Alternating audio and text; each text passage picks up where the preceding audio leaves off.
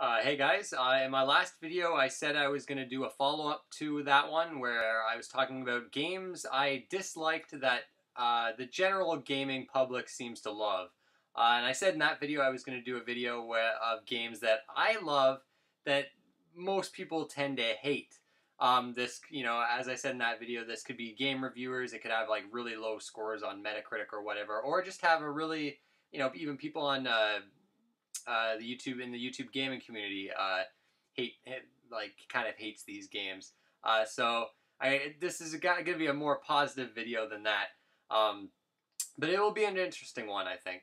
So I'll immediately start off with Mega Man X6 for the PS1. Now, if you're not a big Mega Man fan, chances are you probably haven't even played this game. I'd say really only hardcore Mega Man fans have probably played this game. The X series has always been one of my favorite series. I still prefer the classic Mega Man series, but I really love the X series. And out of those ones, from X to X8, X7 is considered the worst of the series, I think, generally. And I agree, X7 is a total piece of shit. It's probably I think it's one of the worst games ever made, to be honest. X8 is another one I really don't like. I think X8 is a really bad game as well. But X6 also has a lot of negativity flying around. A lot of people hate X6. And for good reasons. I love X6. I'm going to try to explain why. Okay, so X6, at least with X6, it's still like a 2D side-scroller. It's still in the old style of the previous X games. X7 went all 3D and it was a total mess. The controls were god-awful. And X8 was like a mix of 3D and 2D with, you can control this other character. He was an X7 as well, named Axel, and he was such a shitty character. And that X8 was just like these really like puzzle-based level designs. It just didn't feel like an X game. It was really bad. But that's X8. X6 is still a 2D side scroller.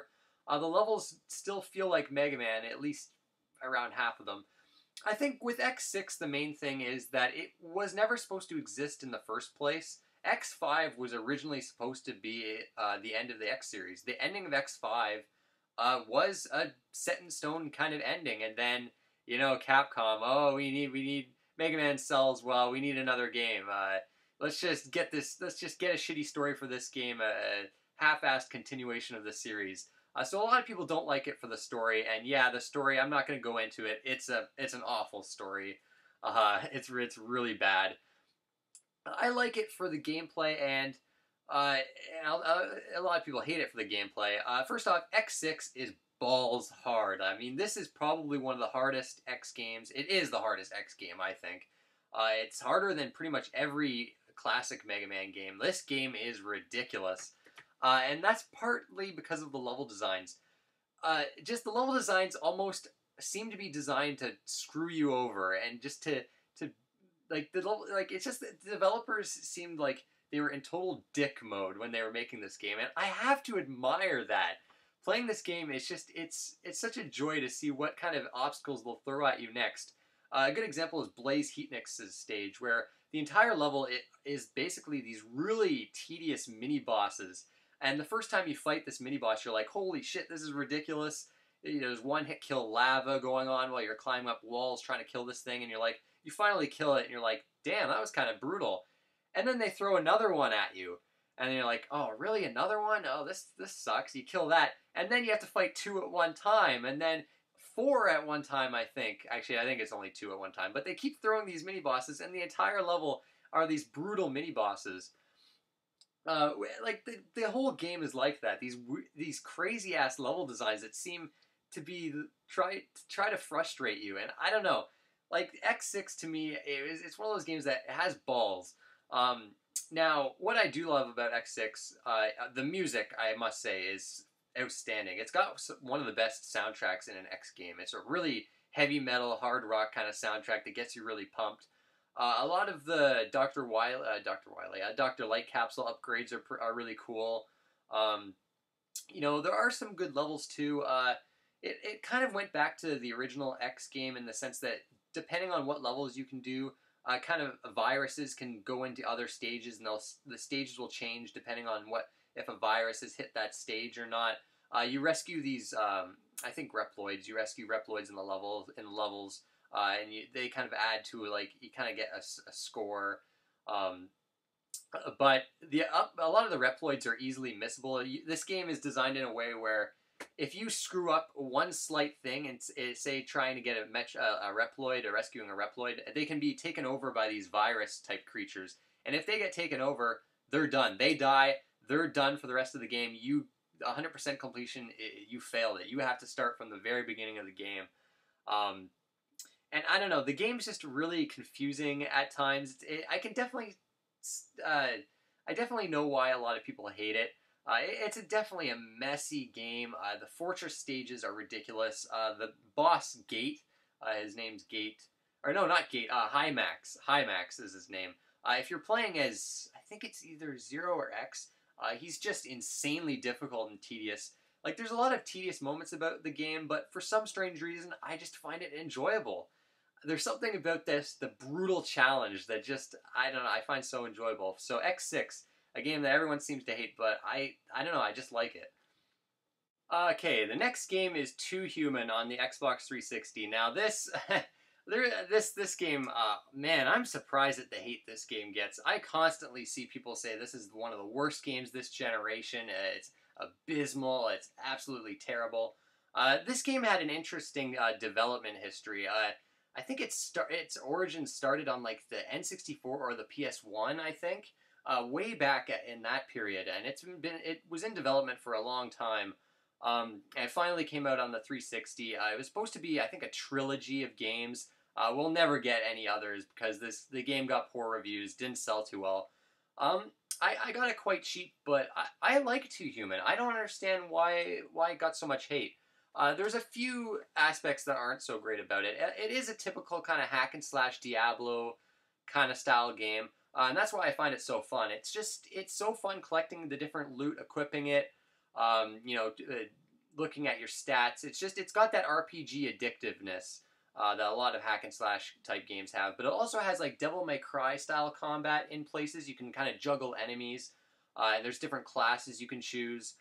It's a pretty short game for the kind of game it is. There's only like 4 worlds, and they get very repetitive pretty quickly. The story isn't anything special. A lot of it's based on Norse mythology, which is pretty cool. But the story I didn't find to be really all that engaging. Visuals aren't anything special. Music's not anything special. A short game can maybe be a bit repetitive, but I don't know. I found it pretty addictive and a nice kind of Diablo-style game. If you're looking for that kind of game, I think Too Human fits the bill. One annoying thing a lot of people mentioned, I did kind of find annoying. Every time you die, it goes through like a 30-second long death animation that you can't skip. That I found really a baffling design decision. I don't know why they did that. But overall, I don't know. I thought it was pretty fun. I didn't see what the fuss was about with Too Human. Why it was considered such a terrible game. This next game is another Xbox 360 game. I think it's on PC, maybe PS3. I'm not too sure. And that's Two Worlds. Now this game got butchered in reviews.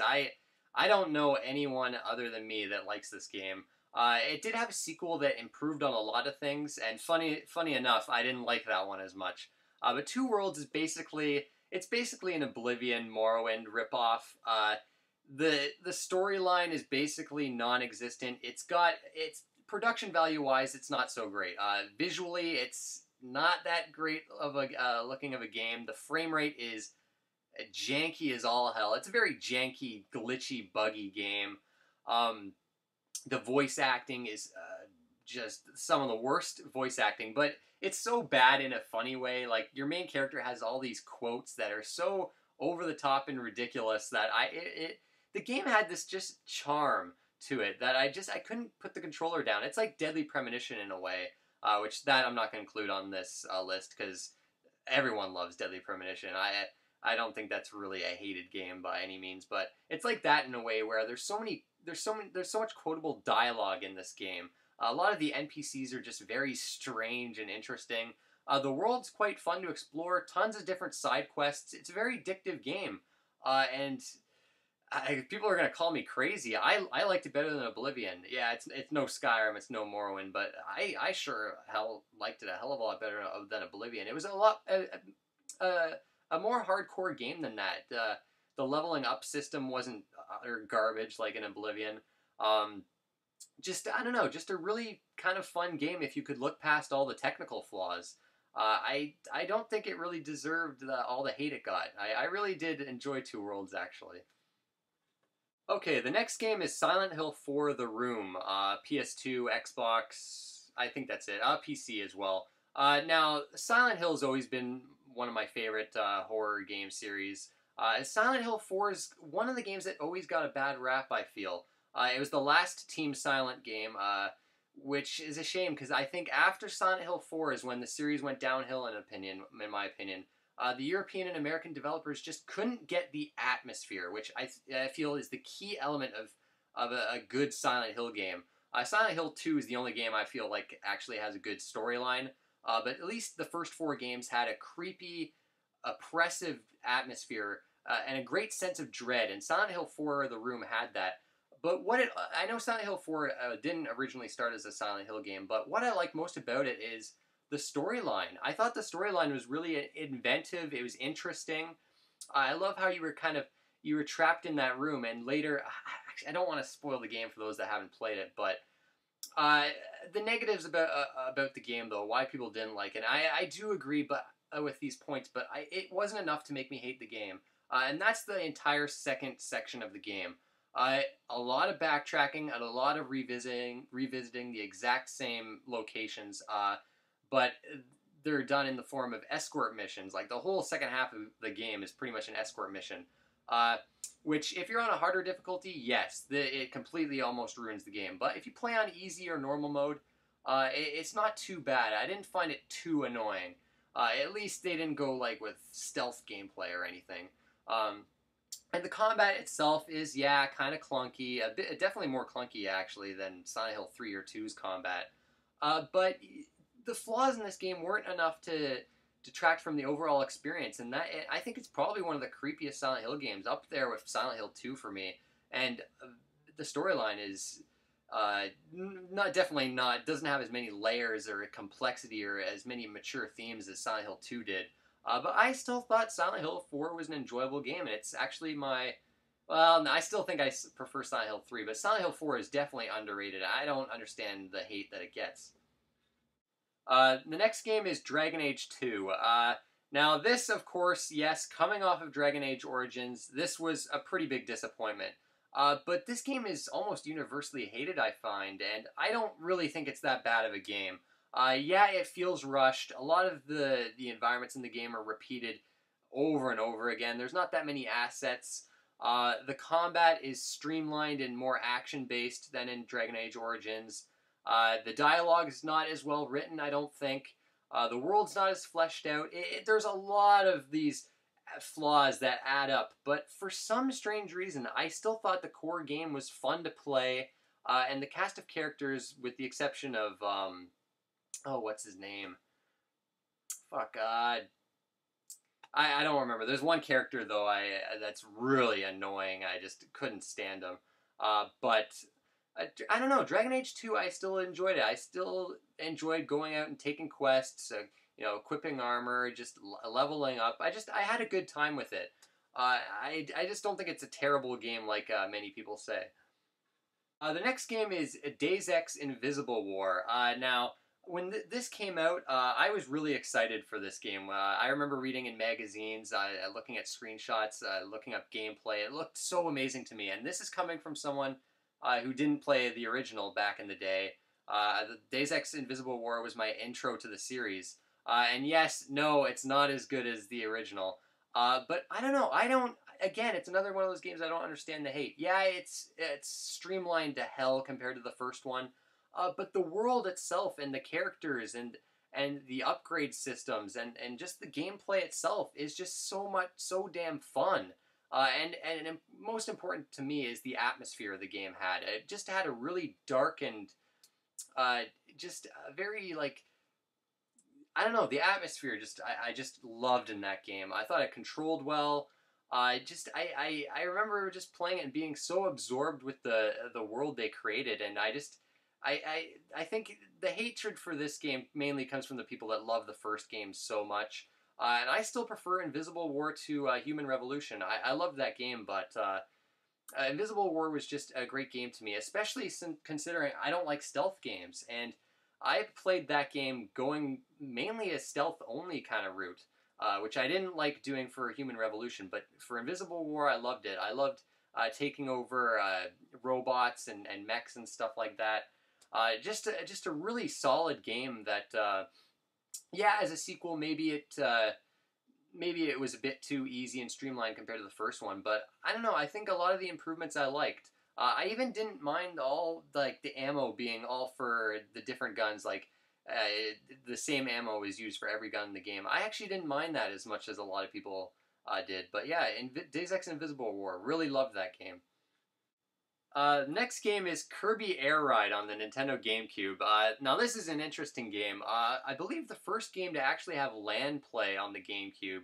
Now a lot of people hated this game because of its simple controls and the fact that it wasn't a traditional Kirby game. It's a very odd game, and the reason why I like it is the multiplayer mode, the City Run multiplayer mode. Me and my friends just love this game. Every time we're at a friend's place, we always play the multiplayer City Run mode in this. You just kind of roam around this city gathering food, and you can do like a random mini game at the end of this race, and you're kind of being jerks to each other, stealing each other's food. You're trying to get like the best cart possible for the eventual mini game that happens. It's a very unique game. There's nothing quite like it.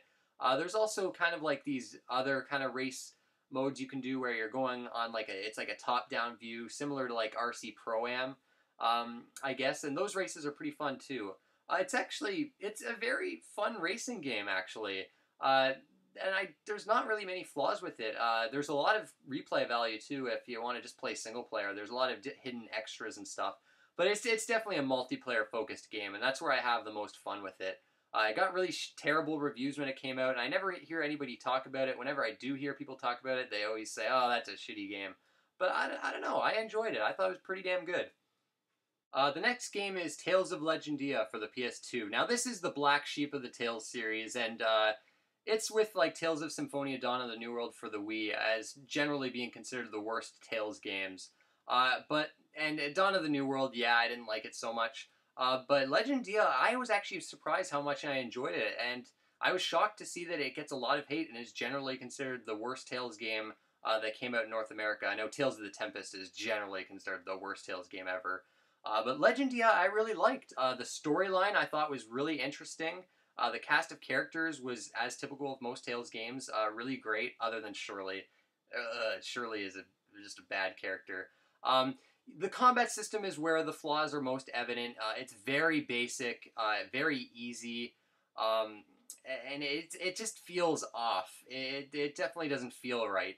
The world map is in this game, which is great. I love the world map in it, but the dungeons were very like cut and paste and kind of just point A to point B, with these puzzle rooms that were just basically the same thing over and over, but you could skip them, which was good. And I actually would much prefer the dungeons in Legendia compared to, say, Grace's F, which were just the puzzles in those dungeons were just so tedious and frustrating.